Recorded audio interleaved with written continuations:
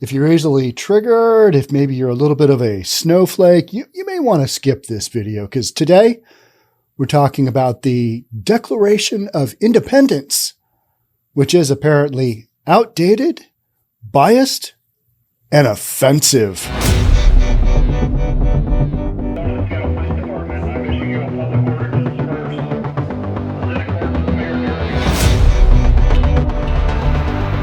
Declaration of Independence. Really? Yeah, I've seen this storyline a few times. I've had it sent to me by a number of you good folks out there. Now, we just got to cover this. What kind of person looks back at a document written in, 1787 and goes, God, that is outdated, and I find it offensive, and it's biased, and it's 1787. What do you expect? I want to see a massive trigger warning on the front of the Bible. You want to talk about stuff that's triggering? Go take a hard look at the Bible. You can just Google up Bible and violence. There is so much stuff in the Bible that is just absolutely, by triggering standards. Oh no, this isn't good. This is in the Bible. Oh, good Lord. Literally. That's what we're talking about today. We're talking about craziness, triggering, how ridiculous things have gotten. That's what we're doing. If you're new here, welcome. My name is Sean Reynolds. I own a couple of real estate companies. I read news that some people might say is reasonable. Hence the name, News for Reasonable People. It's what we're doing. Declaration of Independence, that shouldn't be triggering. It's a historical document. What's wrong with you? Well, a lot. That's what we're getting into. All right, let's get into this one. Daily Mail. The dailymail.com. They've got good stuff, right?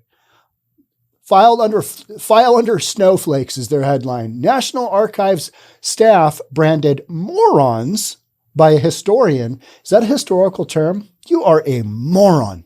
Apparently so. So the National Archives staff was branded morons by a historian over trigger warnings put next to the 18th century Declaration of Independence, flagging it outdated, biased, and offensive. Life is hard. Life is difficult. If you're going to try and navigate life without being triggered, good luck with that. That's not going to happen. You're going to have a lot of adversity. Doesn't matter how rich you are. Doesn't matter how, whose kid you are. Doesn't matter what kind of silver spoon you grew up with in your mouth. Those are things that people always point to.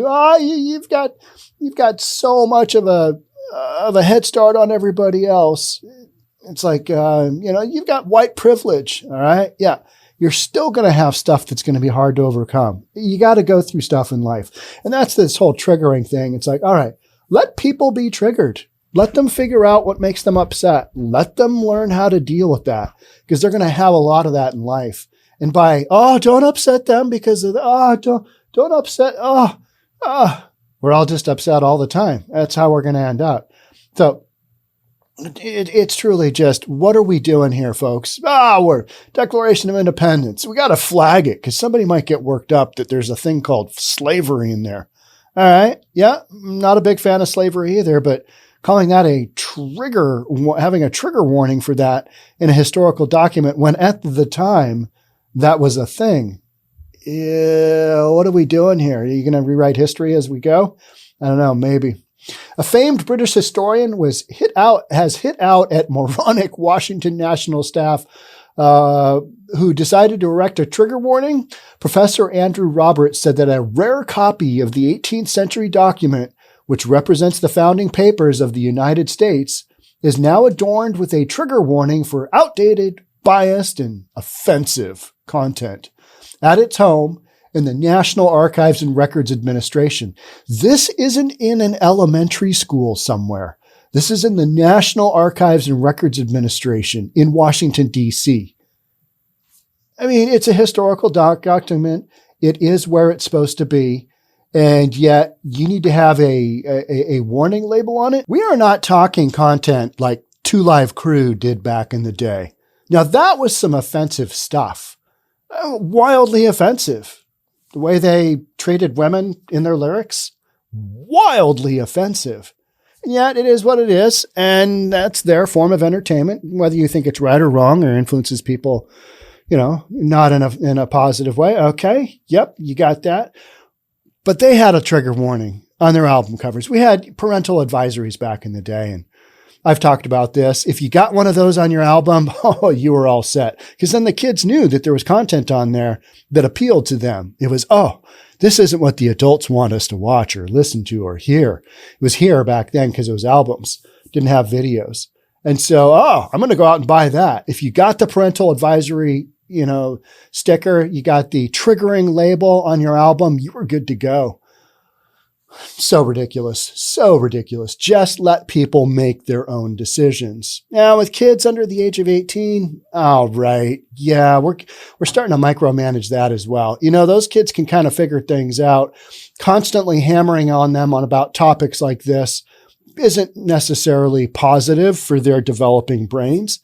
But they got to figure that out too. And some of them are just going to believe all the violence and whatnot that you've got in today's music. I sound really old at this point in time, don't I? Just, my classic rock didn't have any of that, right? Now, the hip hop today, to me, if you start looking at some of the lyrics, it's like, oh, geez, how is this not triggering? How is this not just looked at and people go, okay, yeah, we're not so much. I mean, it's wild. You got Snoop Dogg doing some crazy halftime stuff at the Super Bowl, and he's got lyrics on a new album that basically say, hey, yeah, taking out cops is okay. I mean, and we allow that. We just allow that. So now we've got trigger warnings on the Declaration of Independence. The visiting professor at King's College London and critically acclaimed author said, anyone who thinks an 18th century document is not going to be outdated, biased, and offensive is frankly a moron. Yeah, I totally agree. Couldn't agree more.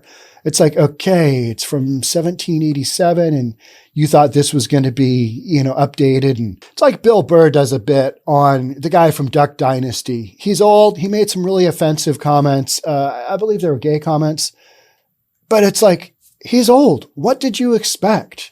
These documents are old. What did you expect? They're kind of talking about what was relevant at the time. And when the Duck Dynasty guy grew up, that was his belief system. There's a thing that Bill Burr talks about where you just get too old and you just start talking about stuff you shouldn't be talking about anymore because modern day norms have changed. Well, having the Declaration of Independence with a trigger warning on it, that to me, that's a little bit, it's simply not reasonable. It's just not. It's like, okay, you understand how old that is. You understand in its context. It's kind of what framed the United States. You might not like some of it, but it was relevant at the time. And you might not like the content today, but it wasn't designed for today. It wasn't designed to be read today and not be triggering. Why do we even have a word like triggering? That's so stupid.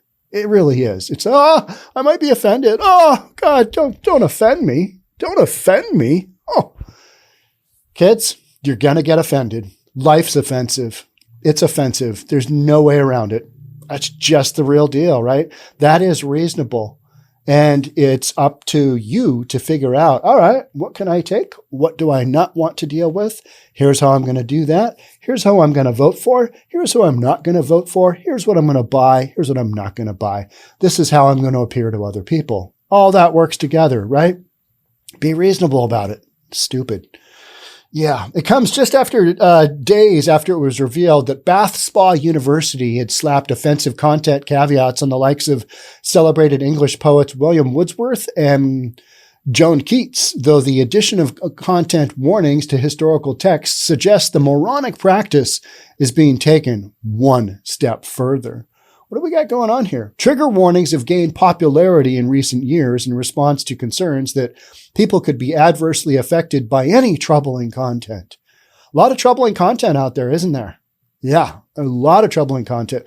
I find a lot of troubling content coming from the White House. I really do. It should have a trigger warning. If you're reasonable, this may trigger you. It's what should come when or how about a Psaki, when she starts talking. Or Kamala Harris, or AOC, when they start talking, you should have a trigger warning. You may be triggered by this. But there's been significant pushback from historians on any mention of trigger warnings being applied to historical texts or documents for fear that the practice will lead to attempts to censor or erase important parts of history. How about all the statues we had taken down? What do you think about that? I talked to my dad and kind of the older generation, and it's like, no, leave them. Maybe there are some racist aspects to it. Got to deal with that. That's part of history. That's where we came from. And that's been a large, what I've been hearing is, no, that's ridiculous. It was what it was at the time. Deal with it. If it's offensive, okay, why is it offensive? Learn from it and then move on. But don't try and change it and whitewash, the Declaration of Independence. Let's do an edit. Let's make the Declaration of Independence. Let's bring that up to speed for 2022. Could you imagine what that would look like? Oh, it would just, the original one would just have enormous sections of redacted content. It would look like an FBI report on anything, you know what I mean, that gets released to the public. Well, out of the 77 pages, you can read 2 of the lines, consecutively.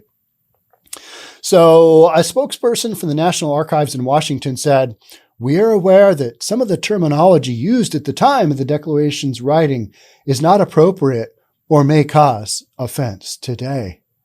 If we're using documents in a talk or a webinar, for example, then we would endeavor to make people aware that the documents may contain terms that we would not use today. Well, that's kind of what makes them a historical document. You know what I mean?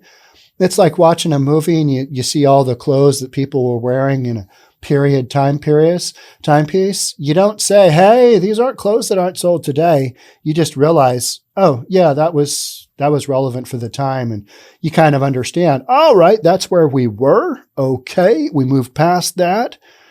Thanks in part to the Constitution. And here we are now.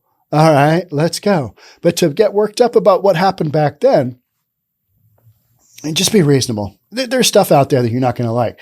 And like I said at the beginning, the Bible, you want to be triggered by violence or some stuff in there.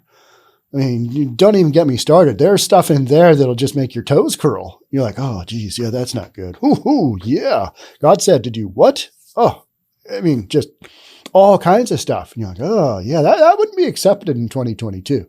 No, sirree. So trigger warnings. We're going to have that on the Bible. That wouldn't surprise me. I'll podcast that if that comes up. So here's some of the stuff we're talking about. Critics note that the 14th Amendment to the Constitution still includes the 3/5 compromise, whereby a slave was considered 3/5 of a person. Yeah, and that's offensive. It's offensive to think that at one point in time, we thought somebody who was a slave was considered 3/5 of a person. Basically, 60% of a person. That's highly offensive. That's just not even a thing.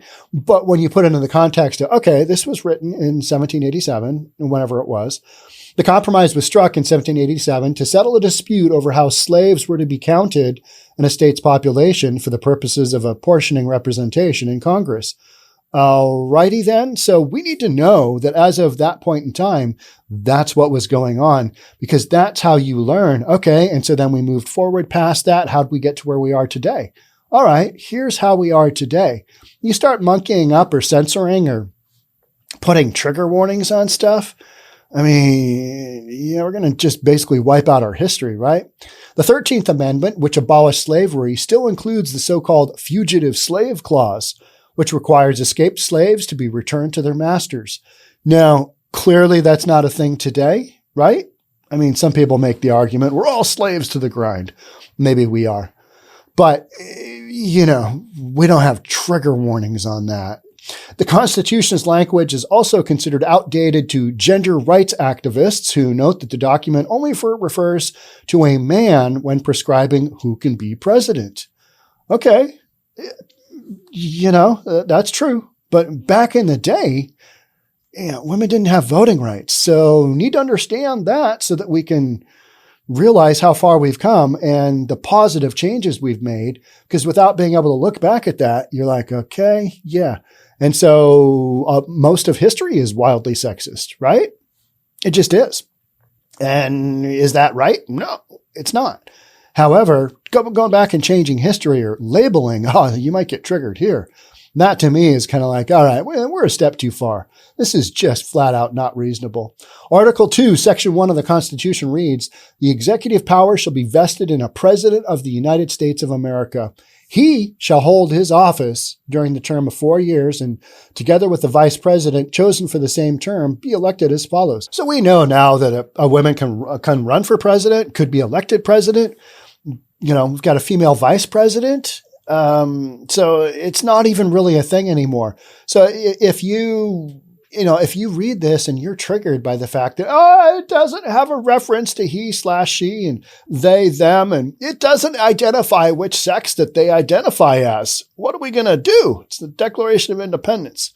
And what I'm referencing is how on Instagram you can have I identify as they, them, or he, she, or we, they, or whatever combination of pronouns that you want to come up with. That kind of thing drives me crazy. It just does. It's like, how did we even get here? How did we go down this road? And I think we're going to be going down a lot more of this road. And I do think the Bible will get a trigger warning. I'm not kidding. I think it will. People will get worked up. They'll come up with some, they'll Google something and they'll come up with sections of the Bible and they'll go, oh, geez, this is terrible. Because there's some rough stuff in there. And, history has not been, it's not been kind to the poor. It hasn't been kind to women. It hasn't been kind to a lot of minorities. I mean, it just hasn't been kind to, a lot of sections of people, and stuff just goes sideways, and you've got war and you've got famine and pestilence, and life is hard. But a trigger warning on a document from a few hundred years ago. You don't want to read that one. It's a few hundred years old. You might really get triggered there. So there are frequent references to the president as a man. Okay. Because back then, the president was typically a man, including the president shall at stated times receive for his services a compensation which shall neither be increased nor diminished. Okay. We're just talking about men in general. All right. Because that back then, that was the deal. So, you kind of get where I'm going here.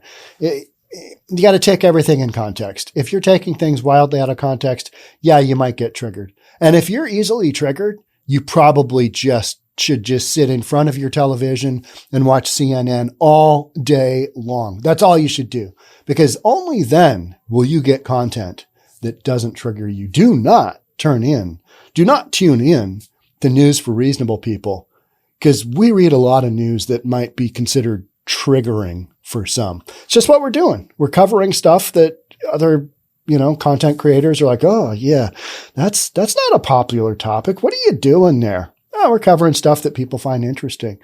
Declaration of Independence. Should that have a trigger warning? Absolutely not. Ridiculous. Not reasonable. Hashtag not reasonable.